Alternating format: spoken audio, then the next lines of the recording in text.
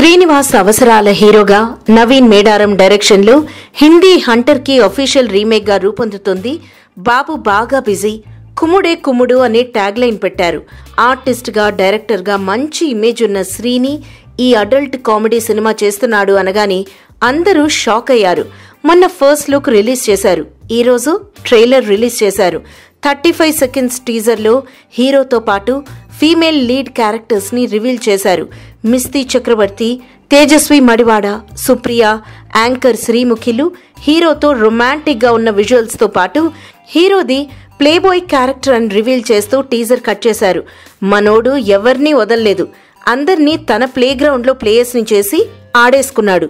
చివర్లో ఓ lady character హీరోని ఆయో virgin అని అడిగితే చిలిపిగా ఓ నవ్వు నవ్వి అదెప్పుడో 15 ఏళ్ల క్రితం అంటూ హీరో చెప్పిన డైలాగ్ అయితే అద్దిరిపోయింది. సునీల్ కశ్యప్ ఈ సినిమాకి మ్యూజిక్ ఇస్తున్నాడు. ఏప్రిల్ 13న బాబు బాగా బిజీ రిలీజ్ కాబోతోంది.